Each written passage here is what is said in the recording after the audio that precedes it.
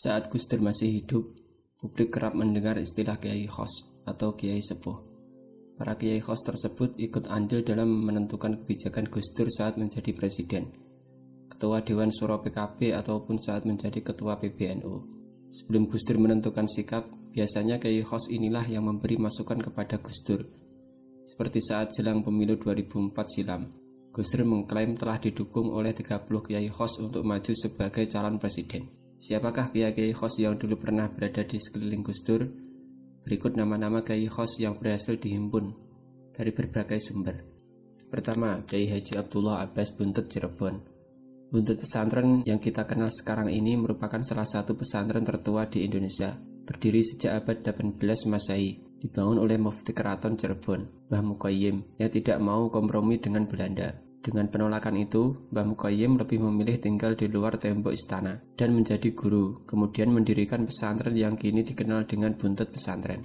Tempat yang pertama kali dijadikan sebagai pondok pesantren letaknya di Desa Mbulak, kurang lebih setengah kilometer dari perkampungan pesantren yang sekarang. Sebagai buktinya, di Desa Mbulak tersebut terdapat peninggalan Mbah Mukoyim berupa situs makam santri yang sampai sekarang masih utuh. Pondok Buntut Pesantren bersifat tradisional dan modern. Dikatakan modern karena mengadopsi sistem sekolah modern seperti madrasah ibtidaiyah hingga perguruan tinggi.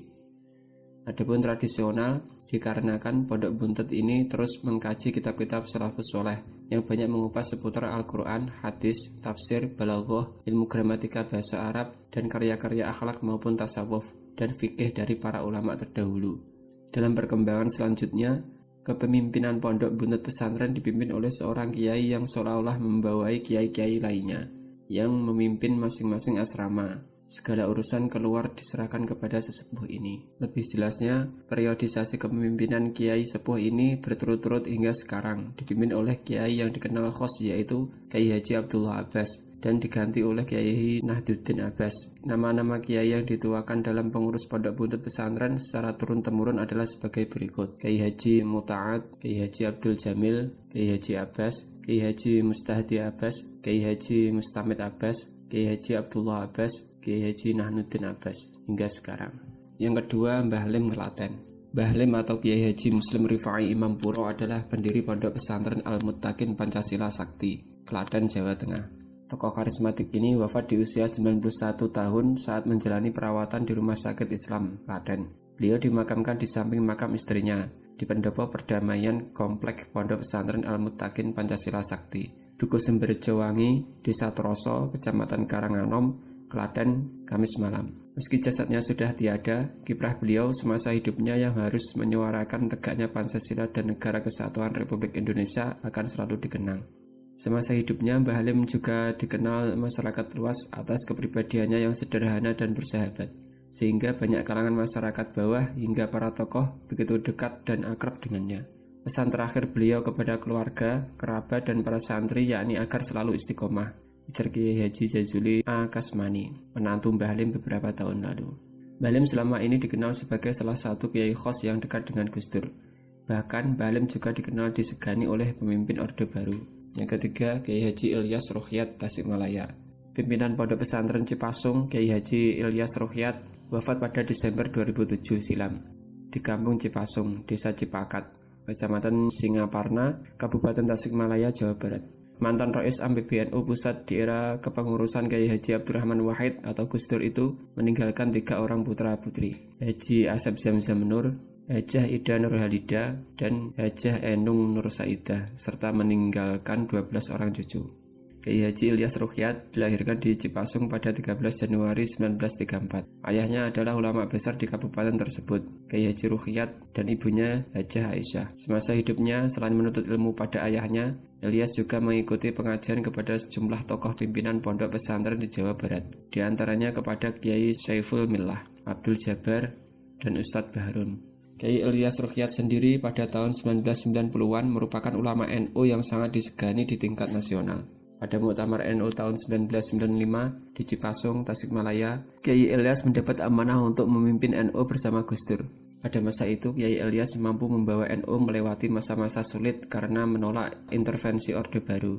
Kiai Ilyas pernah pula menolak permintaan pemerintah yang memohon kesediaannya menjadi anggota MPR demi menuntut independensi NU. Yang keempat, Kiai Haji Khudori Magelang. Kiai Haji Khudori, pendiri pesantren Tegalrejo, Magelang, yang juga santri Kiai Haji Hasyim Asy'ari, adalah sosok yang mempengaruhi pemikiran Gus Dur tentang makna dan peran agama dalam keberagaman masyarakat. Ketika pada suatu saat Kiai Khudori yang pernah berguru pada Hadratus Syekh Kiai Haji Hasyim Asy'ari itu menerima rombongan tamu dari sebuah desa Tepus 10 km dari pesantren. Tamu-tamu itu memiliki persoalan dan memerlukan sebuah solusi dari Kiai Khudori.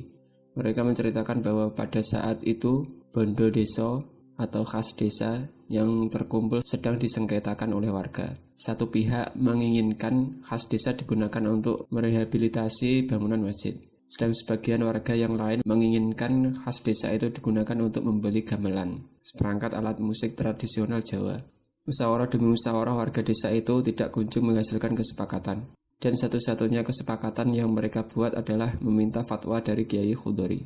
Betapa tercengangnya Gus Dur, karena di luar dugaannya, Kiai Khudori memberikan fatwa bahwa sebaiknya khas desa itu dibelikan gamelan. Hal yang sama juga terjadi di pihak warga yang menginginkan rehabilitasi masjid. Mereka mempertanyakan fatwa Kiai Khudori.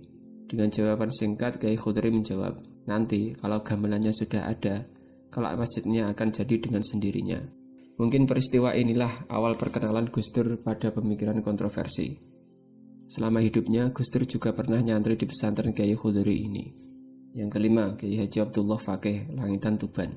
Kiai Abdullah Fakih, Langitan Tuban, Jawa Timur adalah sosok Kiai Khos yang semasa hidup begitu dekat dengan Gus Dur. Bahkan Kiai Fakih ternyata adalah sosok ulama yang mendorong majunya Abdurrahman Wahid alias Gus Dur sebagai presiden. Tahun 1999 menjelang sidang umum MPR, pemilihan presiden, yang paling berperan bukan poros tengah, tapi poros langitan yang digagas Kiai Fakih, kata Wakil Gubernur Jawa Timur Saifullah Yusuf Kamis saat Kiai Fakih meninggal dunia. Menurut Saifullah, majunya Gus Dur sebagai calon presiden sebenarnya banyak ditentang para kiai. Namun Kiai Abdullah Fakih justru mengundang beberapa tokoh kiai sentral NU untuk membahas masalah itu. Mereka diundang untuk merembuk di pondok pesantren Langitan Tuban. Hasil pertemuan yang digagas Kiai Langitan itu akhirnya mendukung pencalonan Gus Dur untuk maju sebagai calon presiden yang didukung poros tengah. Beliau itu ulama besar dengan santri ribuan yang istiqomah tidak hanya bisa bicara, tapi juga ikut berjuang dengan ikhlas demi umat, kata mantan Ketua Umum GP Ansor tersebut. Itulah di antara 5 kiai yang sangat mempengaruhi terhadap Gus Dur. Semoga kita mendapat barokahnya. Amin amin ya rabbal alamin.